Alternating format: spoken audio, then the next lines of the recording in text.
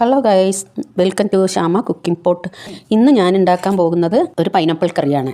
വീഡിയോയിലേക്ക് പോകാം. ഒരു പൈനാപ്പിൾ എടുത്തിട്ടുണ്ട്.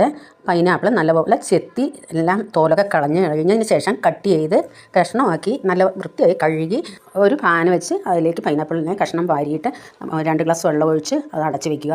വെന്തതിന് ശേഷം 2 സ്പൂൺ മുളക് പൊടി, 1/2 സ്പൂൺ മഞ്ഞൾപ്പൊടി, അതിനാവശ്യമായ ഉപ്പ് എല്ലാം ചേർത്ത് നന്നായി ഒന്ന് ഇളക്കി 5 മിനിറ്റ് മൂടി വയ്ക്കുക. വെച്ചതിന് ശേഷം നമ്മളൊരു ജാറെടുത്ത് അതിലേക്ക് ഒരു മുടി തേങ്ങ ചിരവിയതും കുറച്ച് ജീരകവും കുറച്ച് വെള്ളം ഒഴിച്ച് നല്ലപോലെ അരച്ചതിന് ശേഷം അത് വെന്തതിന് ശേഷം അതിലേക്ക് ഒഴിച്ച് നല്ലപോലെ ഇളക്കി നമ്മൾ കഴുകി വെച്ച മുന്തിരി അതിലേക്ക് വിതറി കൊടുക്കുക. വേറൊരു പാൻ എടുത്ത് അതിലേക്ക് കുറച്ച് എണ്ണ ഒഴിച്ച് കടുകിട്ട് കറിവേപ്പിലയിട്ട് നല്ല താളിച്ചതിന് ശേഷം അതിലേക്ക് കൊട്ടി നല്ലപോലെ ഇളക്കി വിടുക.